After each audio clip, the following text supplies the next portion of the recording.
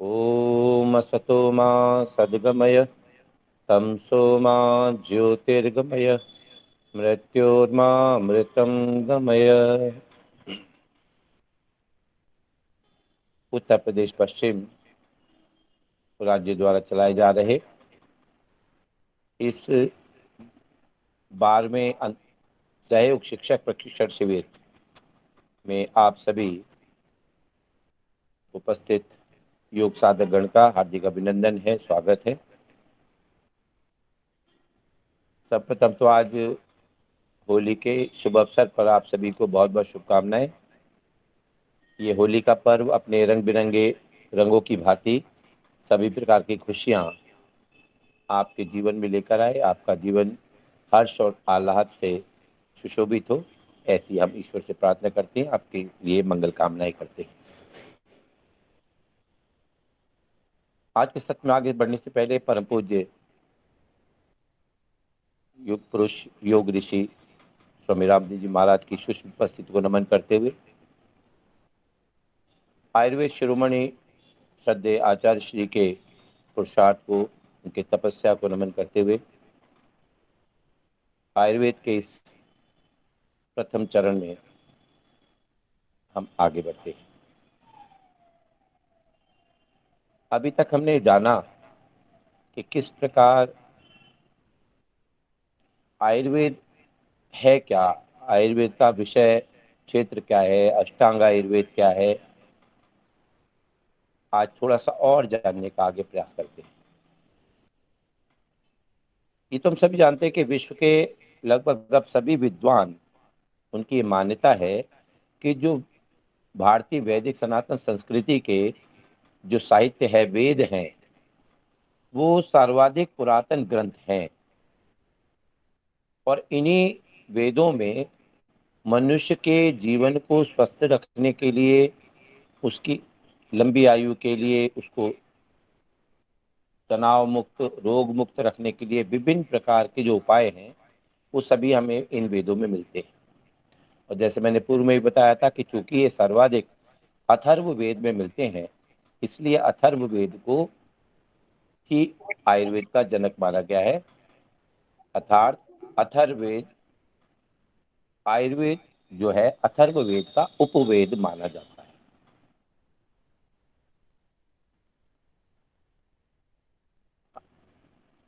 हम सब जानते हैं कि चारों वेदों में जहाँ स्वास्थ्य संबंधी विषय चर्चा आती है,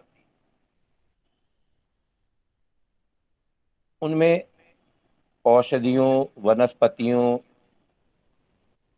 इनके अतिरिक्त त्रिदोष सिद्धांत, सप्त धातु सिद्धांत, उनकी उल्लेख मिलता है।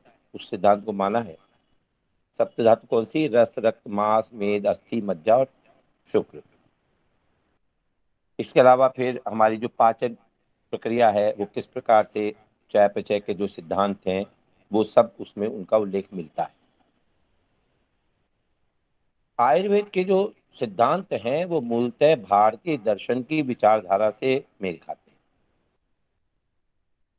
विशेषतः आपने देखा होगा, अभी देखेंगे कि सांख्य दर्शन और योग और वैशेषिक दर्शन में जिस प्रकार से समस्त जड़ और चेतन जो संसार है, उसकी उत्पत्ति पंच महाभूतों से मानी जाती है, जड़ हो या चेतन हो। इस प्रकार से आयुर्वेद भी शरीर और शरीर के जितने भी मूल दोष हैं, सप्त धातुएं हैं, मल है, त्रिदोष हैं, ये सभी जो है इनकी पंच महाभूतों से ही उत्पत्ति को मानता है। इस प्रकार से यूं जाने के प्रत्येक पदार्थ में, चाहे वो जड़ है, चेतन है, इन पंच महाभूतों की उपस्थिति होती है, ये उसमें विद्यमान होते हैं। इसकी प्रधानता के अनुसार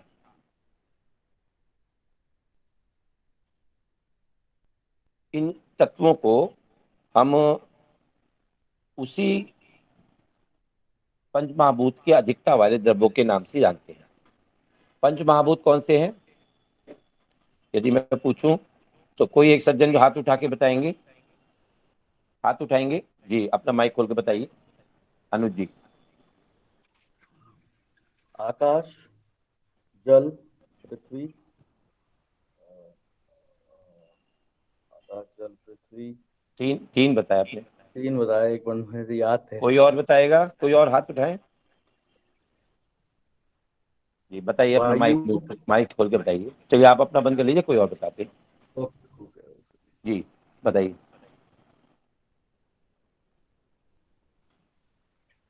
आ, हरिओम आदरणीय। जी जी। आकाश, पृथ्वी, अग्नि, आ, वायु और जल। बहुत सुंदर। 5 तत्व हैं। इसको याद करने का बहुत सुंदर एक सरल उपाय है। आज मैं आपको याद करा देता हूँ, कभी जीवन में भूलेगा नहीं। वैसे तो रामायण में भी चौपाई आती है, क्षिति जल पावक गगन समीरा, पंच तत्व से बना शरीर।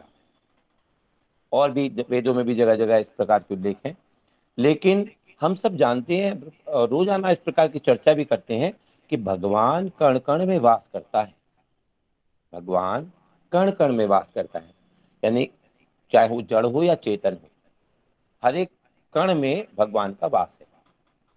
वनस्पति जगत हो, जीव जगत हो, जड़ जगत हो, मिट्टी हो, सोना हो, लोहा हो, तो जब सभी में विद्यमान है भगवान, तो अब भगवान शब्द का यदि संधि विच्छेद करें तो पहला अक्षर आता है भ, अर्थात भूमि।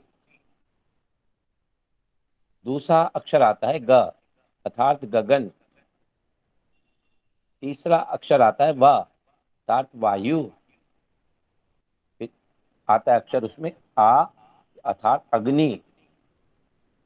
और पांचवा अक्षर आता है ना, नीर।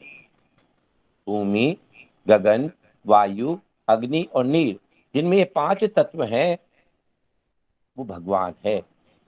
क्योंकि भगवान का ही प्रतिरूप है, भगवान की उसमें उपस्थिति है, इसलिए भगवान कण कण में वास करता है। तो अब आपको कभी याद नहीं, कभी भूल नहीं सकता। मैं समझता हूँ कि जीवन भर आप यदि याद रखेंगे, भगवान शब्द की संधि विच्छेद करती है, आपको 5 तत्व एकदम से सामने आते हैं। तो ये 5 तत्व जो हैं, इनकी अलग अलग प्रधानता अगर होती है, जैसे आकाश तत्व की प्रधानता है जिस भी तत्व में, तो वो सभी तत्व जो है आकाशीय तत्व कहलाते हैं। ऐसे ही जो जिनमें वायु तत्व की प्रधानता होती है, वह वायव्य द्रव कहलाते हैं। अग्नि तत्व की प्रधानता वाले आग्नेय या तेजस द्रव्य कहलाते हैं। जल तत्व की प्रधानता वाले आप्य तत्व कहलाते हैं। और पृथ्वी तत्व की प्रधानता वाले तत्वों को पार्थिव द्रव्य कहा जाता है, पार्थिव तत्व कहा जाता है। कई बार जब शरीर में आत्मा किसी की चली जाती है, तो उस देह को कई बार आपने उल्लेख करते हुए सुना होगा लोगों को, पार्थिव शरीर पड़ा है, मिट्टी का शरीर पड़ा है, पार्थिव। तो इसलिए पार्थिव द्रव्य वो हैं जिनमें पृथ्वी तत्व की प्रधानता होती है। अब यदि आकाशीय तत्व के बारे में थोड़ा सा देखें कि आकाशीय तत्व की विशेषता या गुण क्या है, तो आकाश जैसे कि विस्तार लिए हुए है, हल्का है, मुलायम है। ऐसे तत्व हल्के होंगे, सूक्ष्म होंगे, समतल होंगे और शब्द गुण से युक्त होंगे। आकाश का जो गुण है वो है शब्द। आकाश का गुण है शब्द। तो ऐसे सभी तत्व शब्द गुण से भी युक्त होंगे, यानी उसमें आवाज होगी कोई ना कोई। बहुत से पत्थर भी आपने देखे होंगे कि जिन पत्थरों से आवाज आती है, उसके अंदर आकाश तत्व की प्रधानता होती है। उसमें सूक्ष्म इस तरह कोष्ठक होते हैं जो उसमें आकाशीय तत्व की उपस्थिति रखते हैं। फिर ऐसे तत्व कोमल भी होंगे, पत्थर नहीं होंगे तो कोमल भी होंगे, लघु होंगे, चंचल होंगे और उसमें छिद्रों की अधिकता होगी। ऐसे तत्वों में छिद्रों की अधिकता होगी, क्योंकि आकाश तत्व खालीपन का प्रतिनिधित्व करता है। और खाली तत्व, उसमें खाली जगह पे क्या रहती है? वायु। तो वायव्य द्रव्य जितने हैं जिनमें वायु तत्व की प्रधानता है वो भी हल्के होंगे, शीतल होंगे, सूक्ष्म होंगे, रुक्ष होंगे, खुरदरे, रूखे। अर्थात इसके अतिरिक्त स्पर्श गुण से युक्त होंगे। वायु का गुण है स्पर्श, तो स्पर्श गुण से युक्त होंगे। और ऐसे पदार्थों के सेवन से शरीर में भी रुक्षता, खुरदरापन, रूखापन बढ़ता है। ऐसे पदार्थों से सेवन से हमारे शरीर में भी गतिशीलता बढ़ती है, हमारे शरीर में फुर्तीलापन बढ़ता है। अगले जो तत्व हम जाने अग्नि तत्व की प्रधानता वाले, जिनको हम कहेंगे आग्नेय द्रव्य या तेजस द्रव्य। तो जैसा कि अग्नि का गुण है गर्म होना, तो वो गर्म होंगे, तीक्ष्ण होंगे, सूक्ष्म होंगे।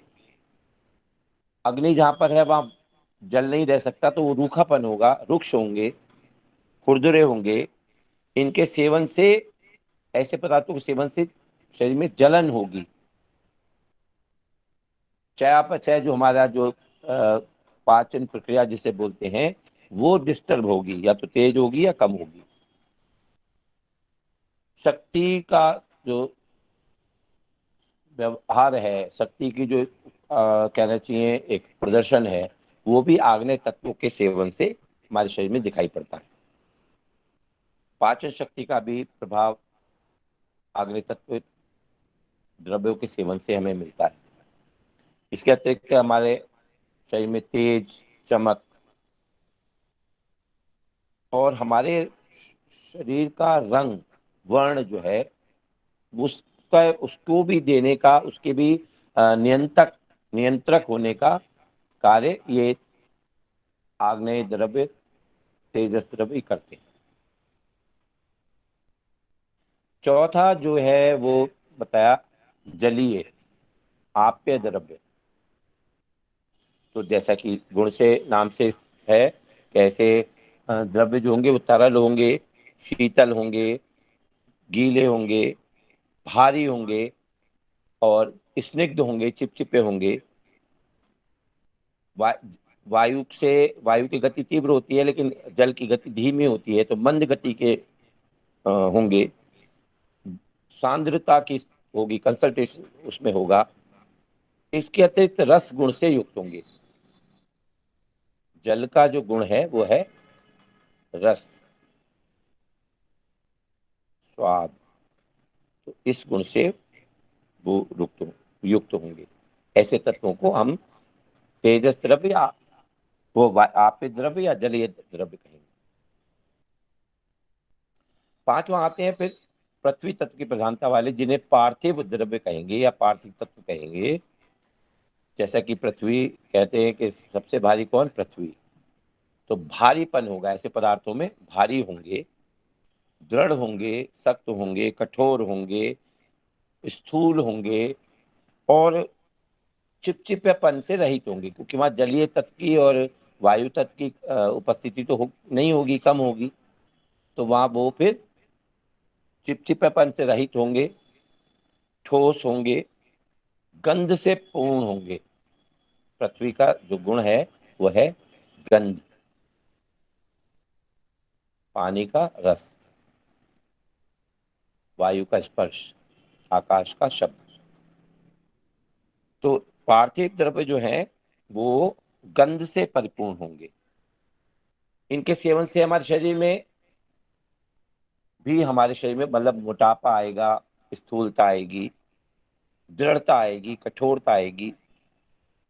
यानी हमारे शरीर में जो मोटापे में वृद्धि होती है वो अधिक पृथ्वी तत्व के सेवन से आती है। ये 5 प्रकार के द्रव्य हमने बताए, ये पंच महाभूत हैं, और प्रत्येक जीव हो या वनस्पति हो, जड़ हो या चेतन हो, सभी इन पंच महाभूतों से ही निर्मित हुए हैं, सभी में पंच महाभूत विद्यमान हैं। तो ऐसे में अब हमने जाना कि किसी न किसी चीज तत्व की प्रधानता किसी न किसी तत्व में रहती है। जिस चीज की प्रधानता जिस तत्व में है, उस तत्व को उसी पंच महाभूत की प्रधानता वाले नाम से बुलाएंगे। आकाशीय द्रव्य, वायव्य द्रव्य, तेजस द्रव्य, पार्थिव द्रव्य और आपतित। अब यदि आगे थोड़ा सा और इसको समझने का प्रयास करें, अब हम अपने शरीर पर थोड़ा सा देखें तो शरीर में जो हमें मुख्यतः जो शरीर सृष्टि में दिखाई देता है वो एक तो पृथ्वी दिखाई देती है और जल दिखाई देता है।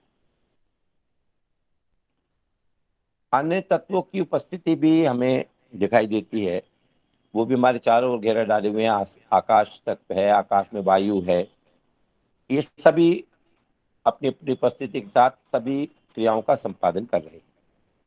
हमारी सभी जो मानसिक चेष्टाएं हैं, मानसिक प्रक्रियाएं हैं, मानसिक जो हमारी या शारीरिक जितनी भी मानसिक और शारीरिक जितने भी क्रियाकलाप हैं वो सभी इन पंच महाभूतों के कारण ही घटित हो रहे हैं।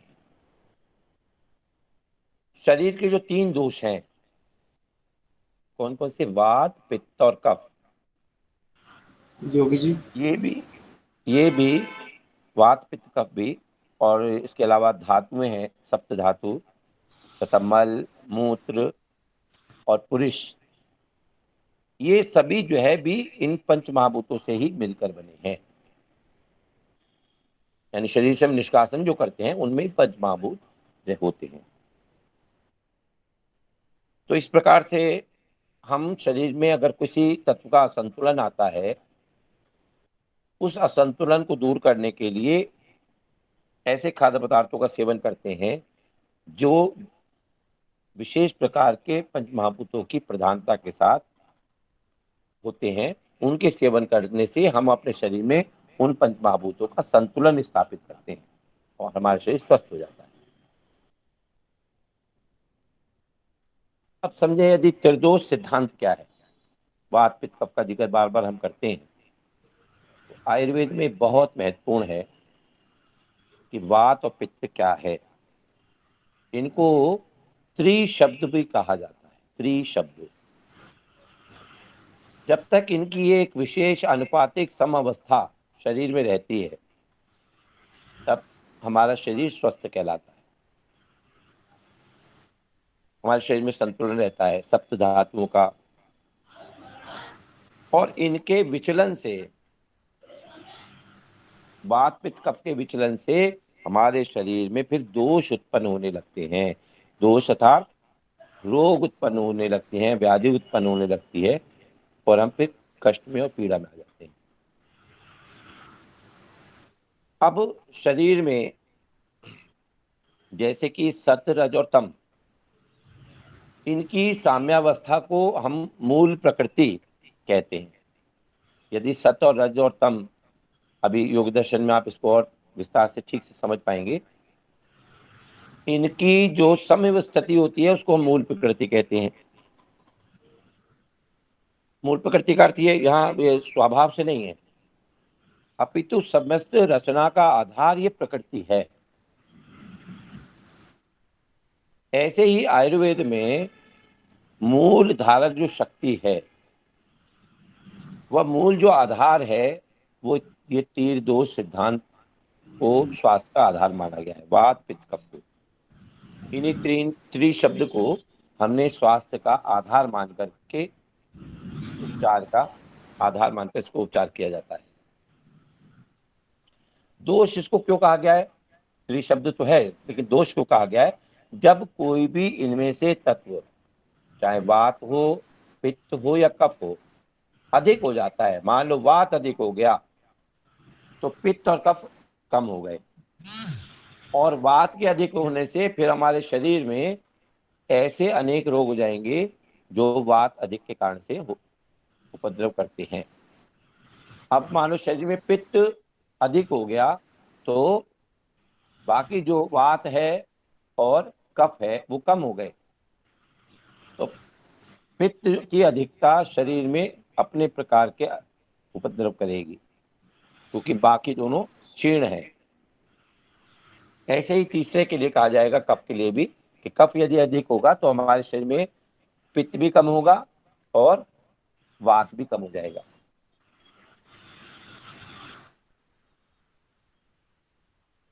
अब इसके कम हो जाने या जोड़ बढ़ जाने की वजह से ये जिसको दोष कहा गया है, ये दोष हो जाता है। क्या कभी वात बढ़ गया, कभी पित्त बढ़ गया, कभी कफ बढ़ गया, तो इसलिए इसको त्रिदोष सिद्धांत कहा गया। हमारे शरीर की समस्त जो रचना है, सप्त धातुएं हैं या मल और ये तीनों तत्वों के इनके मेल से बना है, वात पित्त कफ के मेल से बना है।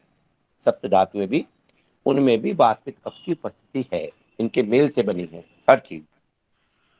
रस भी इन तीनों वात पित्त कफ से मिलकर बना है, फिर रक्त बना है, फिर मांस बना है, फिर मेद बना है, अस्थि, मज्जा, वीर, ये तीन सभी सप्त धातुओं में वात पित्त कफ की उपस्थिति रहती है। शरीर के जितने भी तत्व हैं वो इसमें ये तीनों अंतर्निहित रहते हैं, जितने भी।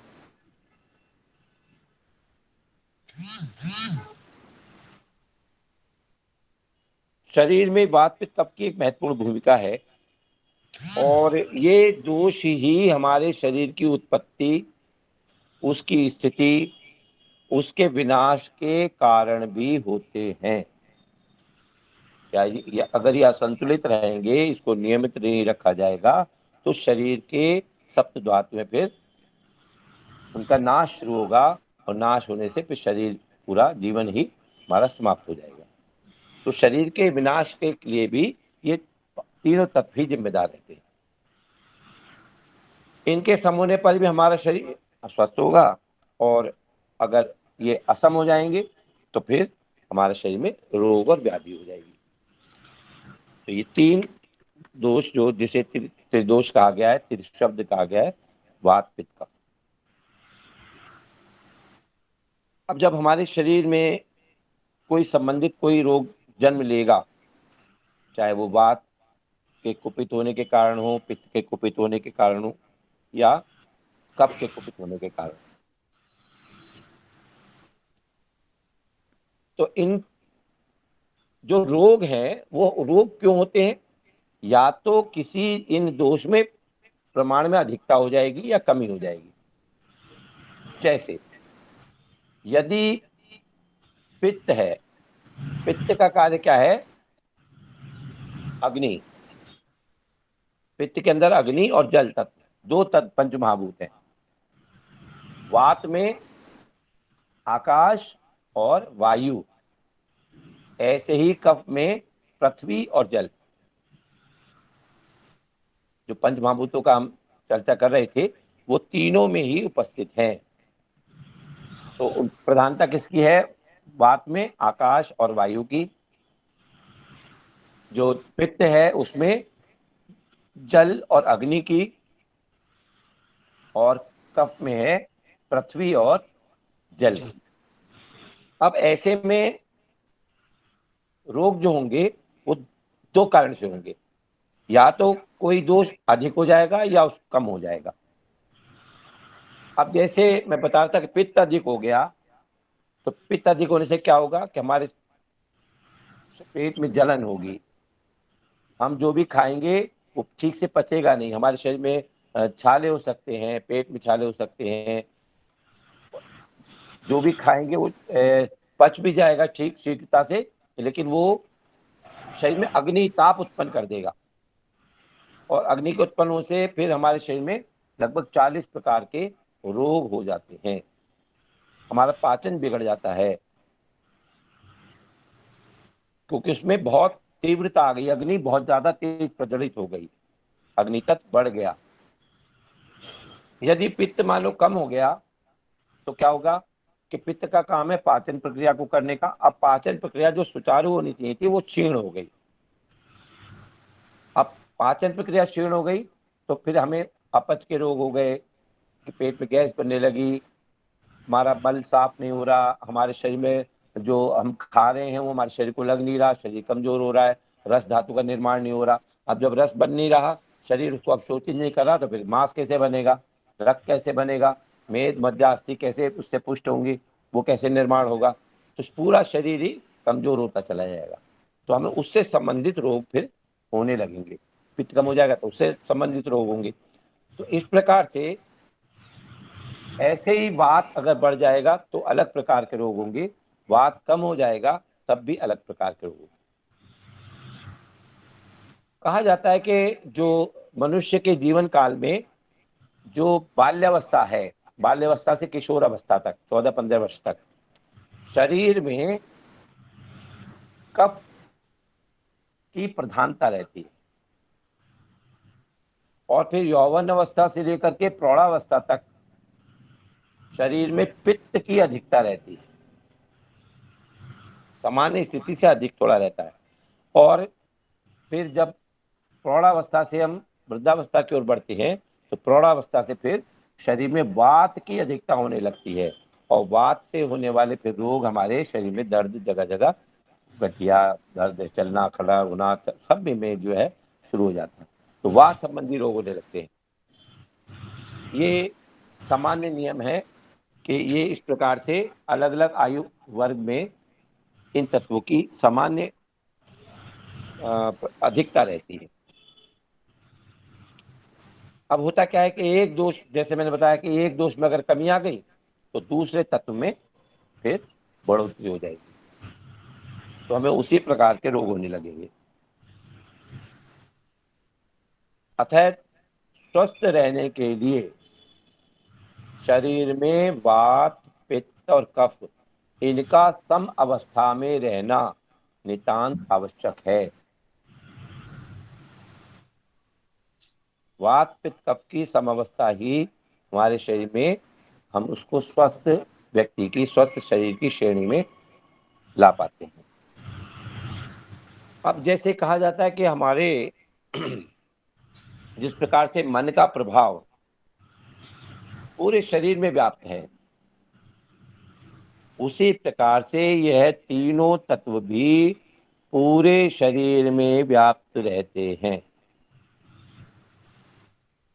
मन तो फिर भी हमारे बालों में, नाखून में, हमारे अन्य मल पदार्थ में नहीं होता, लेकिन ये नाखून में भी है, मल पदार्थ में भी है, बालों में भी है। यानी ये वात, पित्त, कफ जो दोष है, ये प्रत्येक शरीर के प्रत्येक भाग में, प्रत्येक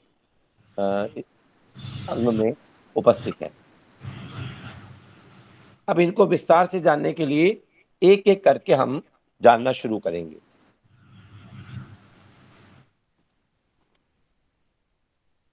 अब यदि हम सबसे पहले चर्चा करें त्रिदोष और पंचमहाभूत का आपस में संबंध क्या है। त्रिदोष और पंचमहाभूत का संबंध, तो जब हमने आयुर्वेद में माना है कि हमारे शरीर की उत्पत्ति पंच महाभूतों से मिलकर हुई है, और ऐसे ही अन्य पदार्थ भी जो है वो सब वात, पित्त, कफ में भी, त्रिदोष में भी इनकी पंच महाभूतों के मेल से ही इनकी उत्पत्ति हुई है, और तीनों दोषों में पंच महाभूत विद्यमान है। जैसे मैंने बताया, वात में आकाश और वायु, पित्त में अग्नि और जल, कफ में जल और पृथ्वी।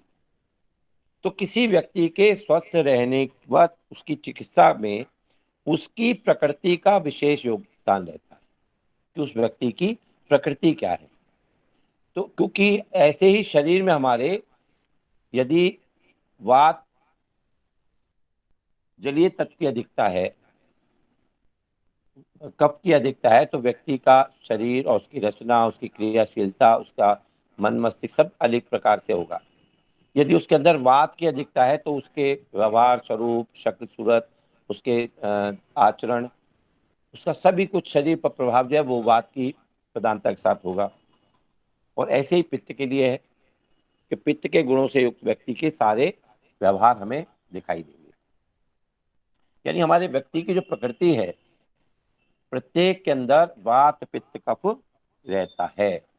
यानी किसी व्यक्ति की प्रकृति या तो वात होगी, या पित्त होगी, या कफ प्रकृति होगी। जिसकी भी चीज जो उसके शरीर में थोड़ी सी भी प्रधानता है, जिस पंचमहाभूतीय द्रव्य की, तो वो वही वात, पित्त या कफ प्रकृति का मनुष्य कहलाएगा। अब व्यक्ति को ठीक करने के लिए भी फिर हम उसी प्रकार से उस व्यक्ति को औषधि देते हैं। किसी व्यक्ति के रोग होने की दिशा में, जैसे मैं उस दिन चर्चा कर रहा था आपसे कि किसी को सिर में दर्द है, तो सिर में दर्द वात की अधिकता के कारण से भी हो सकता है शरीर में, और कफ की अधिकता के कारण से भी हो सकता है। अगर नज़ला वगैरह जम जाएगा तो भी सिर दर्द हो जाएगा। और अगर पित्त बढ़ गया है तब भी हमें कई बार वात गैस बनेगी और वो गैस हमारे सिर में जाकर के दर्द करेगी। तो वात की अधिकता के कारण भी हमारे शरीर में अपच के कारण से वात बनता है, उसके कारण से भी सिर दर्द हो जाता है। अब दोनों व्यक्तियों की चिकित्सा अलग अलग प्रकार की होती है। तो ऐसे ही शरीर की उसकी प्रकृति क्या है, उसी प्रकार से पता लगता है कि ये इसको जो दोष हुआ है, इसको जो सिर में दर्द हुआ है, वो किस कारण से हुआ है, वात के कारण से हुआ है या पित्त के कारण से हुआ है। तो अगर उसके पित्त की प्रधानता है तो पित्त के कारण से उसके डिस्टर्बेंस आया होगा, और अगर उसकी वात की प्रकृति है तो वात के कारण से आया होगा। अब आपके मन में ये विचार आ रहा होगा कि ये हमारी जो प्रकृति है, वात पित्त या कफ जो भी है प्रकृति, उसका निर्धारण कैसे हुआ, उसको किसने तय किया, हमें तो पता ही नहीं। बहुत महत्वपूर्ण है ये समझना। वात पित्त और कफ की प्रकृति का निर्धारण हमारे जन्म के समय ही हो जाता है। बल्कि और भी थोड़ा सा और पहले जाऊं तो जिस समय हमारे माता के गर्भ में शिशु का गर्भधारण होता है, उसी समय उसकी प्रकृति का निर्धारण हो जाता है।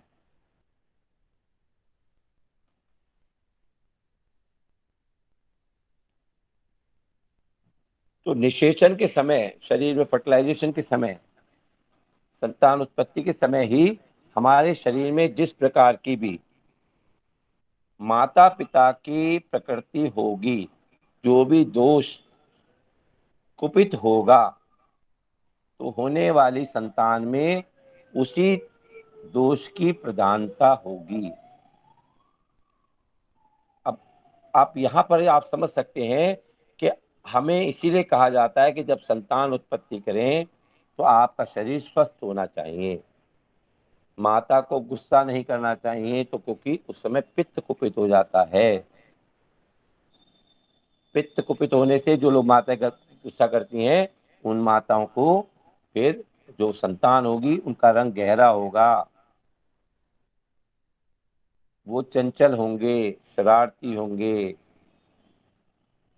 जो माताएं ज्यादा सोती हैं, ज्यादा ठंडे पदार्थ खाती हैं, कफ प्रकृति का प्रयोग करती हैं, उनकी संतान कफ प्रकृति की होगी। आगे जाके मैं विस्तार से बताऊंगा कि अलग अलग गुण क्या होते हैं। किसी व्यक्ति को देख करके ही आप उसकी प्रकृति के बारे में जान सकते हैं कि ये कौन सी प्रकृति का मनुष्य है, क्योंकि अलग प्रकार की प्रकृति के अलग प्रकार के गुण और स्वभाव, उसकी शक्ल, आंखों की शक्ल, आंखों का रंग, उसके बालों का रंग, बालों का बनावट, ये सभी कुछ डिपेंड करता है इस प्रकृति के ऊपर। तो निषेचन के समय जो भी दोष विद्यमान होते हैं, उन्हीं के आधार पर बच्चे का, हमारे शरीर की उसकी बनावट, उसका स्वभाव, उसकी मानसिक और शारीरिक गुणों का भी विकास जो है उसी के अनुकूल होता है। इसलिए कहा गया है कि बच्चे के जन्म के समय या गर्भधारण करते समय या उसके बाद भी माता को सबसे ज्यादा प्रसन्न रखना आवश्यक है। अच्छे साहित्य का पढ़ना, अच्छे ज्ञानवान चर्चा करना, ज्ञान के समृद्ध रहना बच्चे के ज्ञान में भी अभिवृद्धि करता है। अब यदि गर्भाधान के समय तीनों दोष सम अवस्था में है तो बालक स्वस्थ होगा। यदि तीनों बहुत असंतुलित हैं तो या तो गर्भ ठहरेगा ही नहीं, और या ठहर भी जाएगा तो शिशु का जो विकास है उसका ठीक से नहीं होगा, या विकास होगा तो कोई भी शरीर में किसी न किसी अंग में विकार हो जाएगा, यानी शरीर में विकृति आ जाना, ये भी हमारे उसी समय हमारे निर्धारित हो जाता है। तो इसीलिए माता पिता को बहुत ध्यान रखना है कि जिस समय आप संतान उत्पत्ति के लिए जाएं, तैयारी करें, तो आप उस समय बिल्कुल रोग मुक्त होने चाहिए। वात पित्त कफ तीनों दोषों का सम अवस्था में रहना चाहिए। जिस भी दोष की आपके शरीर में अधिकता होगी, उसी के अनुरूप उसके स्वभाव की, उसके शरीर की रचना होगी।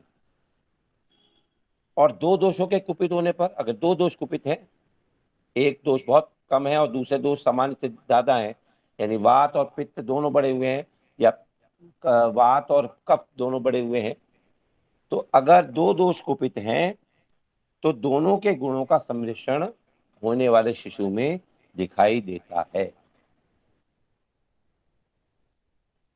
जन्म के समय वह दोषों की व्यवस्था के अनुसार इस बनी हुई प्रकृति को जीवन भर बदला नहीं जा सकता।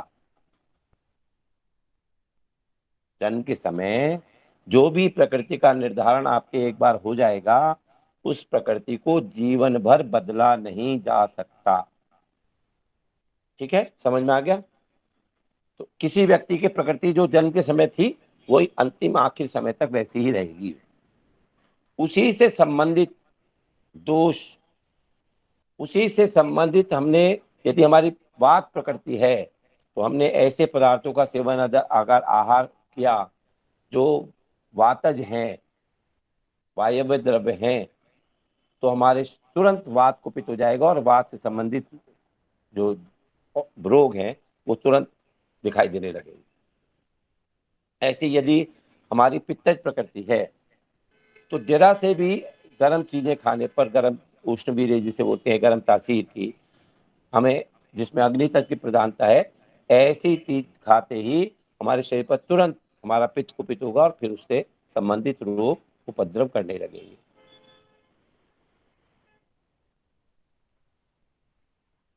अर्थात जिस प्रकार का हमारा प्रकृति रहती है, उससे संबंधित थोड़ी सी भी अनियमितता करने पर हमारे शरीर में सबसे पहले अब वो उसका प्रभाव दिखाई दे देता है। अगर पित्त प्रकृति का मनुष्य मान लो ठंडी चीज खा रहा है, कपज भोजन कर रहा है या पित्तज भोजन कर रहा है, पित्त प्रकृति का मतलब वायव्य भोजन कर रहा है या कफज कर रहा है, तो वो पचा लेगा। लेकिन जैसे ही पित्तज वाले ने पित्त भोजन किया, पित्त की वृद्धि वाला, तो तुरंत शरीर में उपद्रव हो जाएगा। यानी ऐसे लोगों को थोड़ी सी भी अनियमितता शरीर स्वीकार नहीं करता, वो तुरंत कुपित हो जाता है।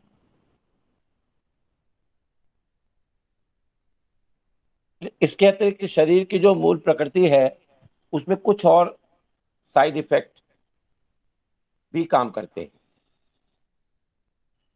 जैसे शरीर के विकास में माता का अंडाणु और पिता का शुक्राणु, इन दोनों की अवस्था क्या है कि ये कोई रोगग्रस्त तो नहीं है, इनकी अवस्था पर भी होने वाले शिशु का उस पर प्रकृति पर प्रभाव पड़ता है, शारीरिक बनावट पर प्रभाव पड़ता है। इसके अतिरिक्त ऋतु की प्रकृति और जो गर्भाशय के अंदर का वातावरण है, उसका प्रभाव भी बच्चे के जन्म के विकास में पड़ता है। गर्भावस्था में मां के द्वारा जो आहार विहार किया गया है, हमने किस प्रकार का आहार खाया है, किस प्रकार का विहार किया, विहार मतलब कैसा आचरण कर रहे हैं हम, कैसा पढ़ रहे हैं, कैसा हम दूसरे से व्यवहार कर रहे हैं, या कोई हमसे कैसा व्यवहार कर रहा है, इसका प्रभाव भी बच्चे के विकास पर पड़ता है।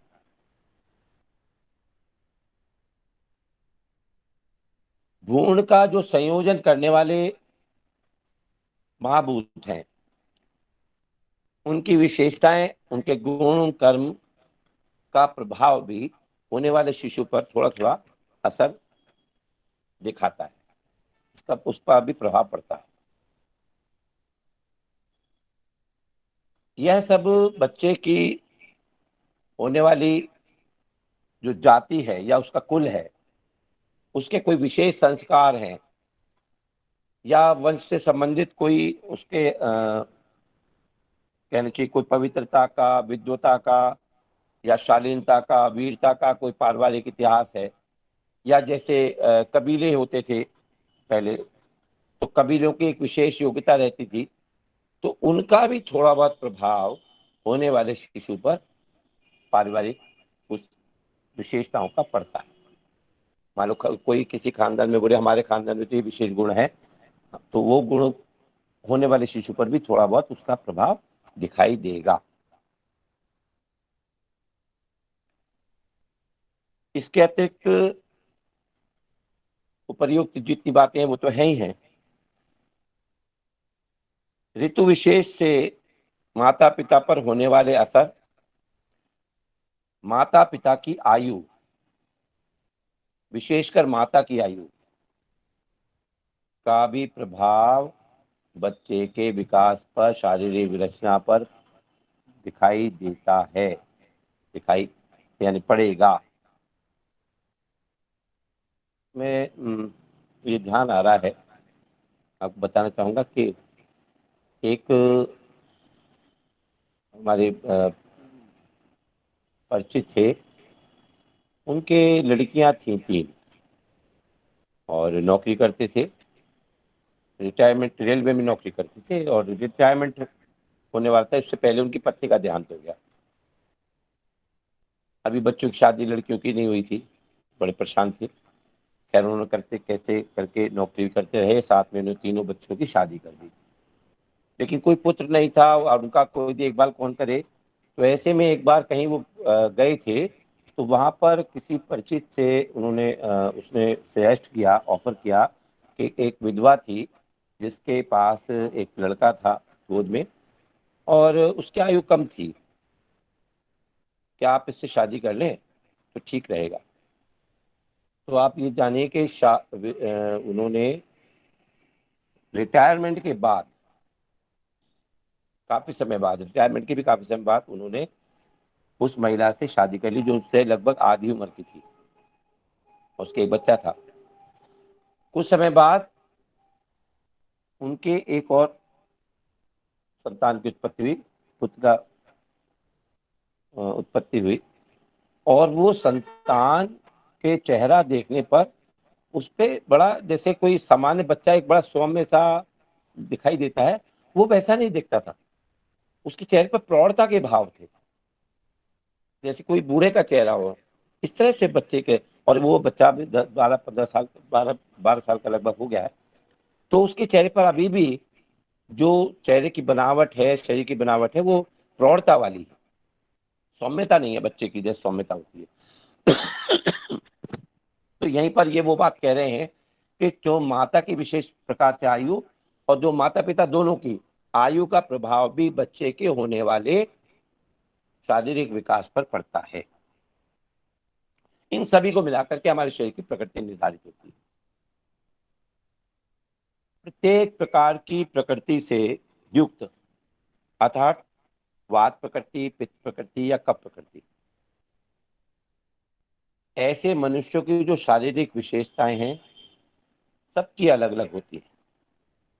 उनकी शारीरिक, मानसिक, व्यवहारिक, स्वभावगत जो विशेषताएं हैं वो सब अलग स्पष्ट दिखाई देती हैं। तो किसी भी व्यक्ति के, जैसे मैं कह रहा था कि स्वभाव को देख करके, उसके हाव भाव देख करके, उसकी चेष्टाओं को देख करके, उसकी चाल को देख करके, उसके हम मानसिक स्तर को, उसके बात करने के स्तर से, उसके मानसिक स्तर, उसकी याद करने की शक्ति, उसके कितना वो, यानी बहुत सारी बातों का अनुमान हम लगा सकते हैं कि ये कौन सी प्रकृति का मनुष्य है और इसके अंदर किस प्रकार के गुण होंगे। तो एक एक प्रकृति के गुणों का व्यक्ति कैसा होता है ये हम चर्चा करेंगे अगले सत्र में, और तब आपको विस्तार से एक एक प्रकृति के बारे में बताएंगे। वात प्रकृति का मनुष्य कैसा होता है, उसका व्यवहार कैसा होता है, उसकी शारीरिक रचना कैसी होती है, उसकी बनावट कैसी होती है। तो इस प्रकार से आज हमने केवल इतना